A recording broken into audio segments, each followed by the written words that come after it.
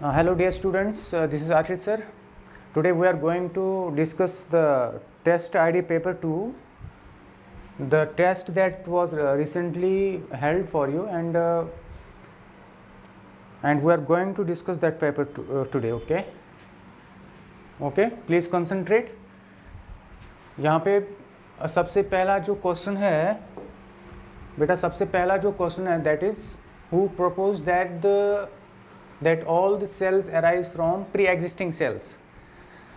ये जो स्टेटमेंट है all cells arise from pre-existing cells, ये जो स्टेटमेंट है this is called as the extension of the cell theory. अगर आपने ध्यान दिया होगा सेल थ्योरी के जो पोस्टुलेट्स मैंने आपको पढ़ाए थे, ओके, वो एक पोस्टुलेट, उसका जो एक पोस्टुलेट है that is all cells arise from pre existing cells. ये वाला जो पोस्टुलेट है this is called as the extension of the cell theory.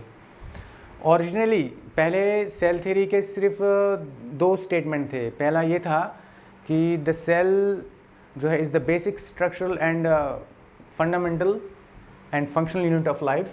दूसरा all plants and animals are made up of cells. बाद में रुडोल्फ विर्को जो scientist हैं, ये वाले साइंटिस्ट, इन्होंने सेल थ्योरी की एक्सटेंशन की इस स्टेटमेंट की फॉर्म में. ये जो स्टेटमेंट है all cells arise from pre existing cells, इसका मतलब ये है कि नए नए जो सेल्स डेवलप हो जाते हैं वो ऑलरेडी प्री एग्जिस्टिंग सेल्स जो होते हैं उनसे डिवाइड होके बनते हैं. सो यहाँ पे इस साइंटिस्ट का एक इम्पोर्टेंट इसमें कंट्रीब्यूशन है. तो आंसर विल बी डी.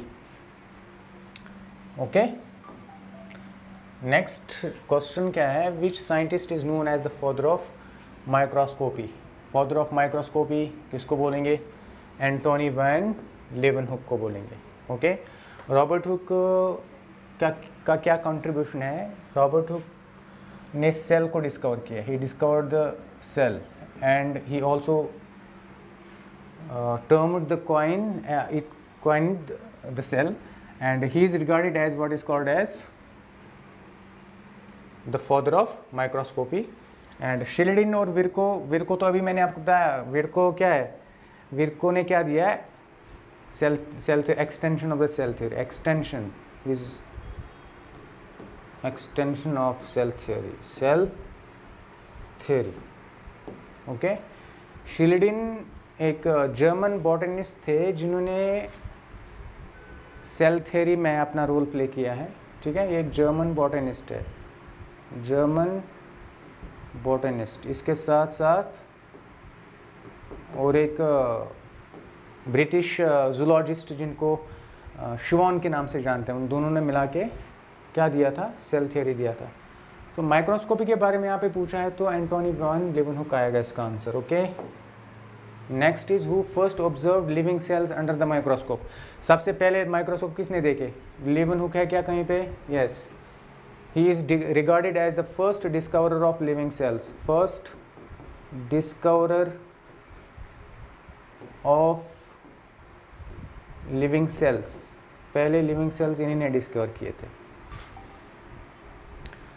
इन्होंने जो सेल्स डिस्कवर किए थे रॉबर्ट हुक ने, that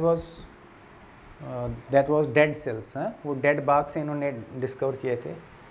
so he is regarded as the discoverer of the dead cell. Living cells पूछा है तो एंटोनी वॉन लेवनहुक आएगा. शिलेडिन और शिवॉन तो सेल थ्योरी के केस में आते हैं. अच्छा, cell theory was proposed by Schleiden and Schwann. Again ये क्वेश्चन पूछा गया है. हुक एंड लेवनहुक तो नहीं है, डार्विन नहीं है, Watson and Crick model of, ये जो डीएनए के मॉडल्स इन्होंने दिए वाटसन एंड क्रिक के, ये नहीं आएगा. Schleiden and Schwann is the right answer. Middle lamella is rich in. what is middle lamella? Plant cell के, ये प्लांट सेल है फॉर एग्जांपल, सबसे आउटर मोस्ट जो कवरिंग रहती है, सबसे outer most cell wall layer जो रहता है, that is called as middle lamella. And this middle lamella is made up of calcium pectate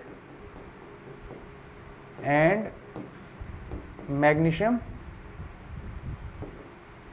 pectate. Calcium pectate and magnesium pectate, ये दो मिडिल लेमेला बनाते हैं। पैक्टेट या हम पैक्टिन कह सकते हैं सिंपली, आंसर सी आएगा इसका। Okay, next question is cell theory was jointly proposed by, it was jointly proposed by Schleiden and Schwann. ठीक है, श्रीडन एंड शिवॉन, इन्होंने सेल थियरी जॉइंटली प्रपोज किया था 1839 में। Okay, next question is which of the following is the smallest living cell, इनमें से smallest living cell कौन है? That is mycoplasma. माइकोप्लाज्मा एक बैक्टीरिया है। Okay, it is also called as PPLO, pleuropneumonia like organisms, और इनका size जो है that is 0.1 to 1 micrometre, 0.1 to 1 micrometre रहता है इनका। ये भी बैक्टीरिया ही है but it is regarded as the smallest bacteria. और RBC नहीं है, वायरसेस नहीं आएंगे बिकॉज वायरसेस छोटे होते हैं, ऑब्वियसली छोटे ऑर्गेनिजम्स हैं, बहुत छोटे हैं, but they are not regarded as the living organisms. इसका माइकोप्लाज्मा। ठीक है, चलो next. Which of the following structures is common to both prokaryotic and eukaryotic cells, दोनों प्रोकैरियोटिक और यूकैरियोटिक सेल्स में कौन से स्ट्रक्चर्स कॉमन देखने को मिलते हैं? आपको कॉमन क्या चीज़ देखने को मिलता है? प्लाज्मा मेम्ब्रेन देखने को मिलता है। Plasma membrane is found in both the types of cells, चाहे वो प्रोकैरियोटिक हो या यूकैरियोटिक हो। न्यूक्लियस, बाकी न्यूक्लियस, माइटोकॉन्ड्रिया, एंडोप्लाज्म रेटिकुलम, ये सिर्फ और सिर्फ आपको यूकैरियोटिक के केस में देखने को मिलेंगे, प्रोकैरियोट्स में नहीं होते हैं। ठीक है, so answer will be c. Next question is nuclear membrane is absent in, कहाँ पे न्यूक्लियर मेम्ब्रेन एब्सेंट होता है? Obviously prokaryotes, this will be the answer, क्योंकि इनमें ट्रू न्यूक्लियस नहीं होता, जेनेटिक मटेरियल इनमें नेक्ड होता है। ठीक है, और the genetic material is not enclosed bye nuclear membrane.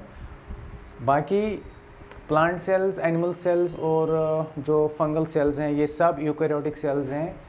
Eukaryotic cells के केस में जो DNA होता है that is enclosed by the nuclear membrane, वहाँ पे प्रॉपर न्यूक्लियर मेम्ब्रेन होता है।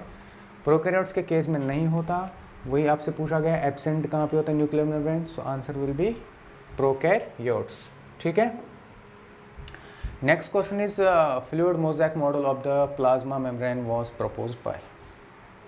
Fluid mosaic model of the plasma membrane, अगर आपने इस चीज़ को अच्छे से याद रखा होगा, fluid mosaic model is the most widely accepted model of the cell membrane and this was given by Singer and Nicolson. हाँ, इनका पूरा नाम क्या है? Jonathan Singer and Garth Nicolson, इन्होंने इसको दिया है, प्रपोज किया है। और बाकी साइंटिस्ट जो है रॉबर्टसन, इन्होंने यूनिट मेम्ब्रेन हाइपोथेसिस दिया था, यूनिट मेम्ब्रेन हाइपोथेसिस, तो ये तो नहीं आया, यूनिट मेम्ब्रेन हाइपोथेसिस ने दिया था। वाटसन एंड क्रिक, इसने DNA का मॉडल दिया है, DNA डबल हेलिक्स मॉडल इन्होंने दिया था, DNA का मॉडल। और श्रीडन एंड शिवॉन ने तो सेल थ्योरी दिया है, ये भी नहीं आएगा, so answer will be b. Okay, so I think सारे क्वेश्चंस हो गए हैं। Thank you very much. Next ID जब होगी तो उसमें हम नेक्स्ट पेपर को डिस्कस करेंगे। ठीक है, so it's enough for today, till tomorrow, goodbye, thank you very much, अल्लाह हाफिज़।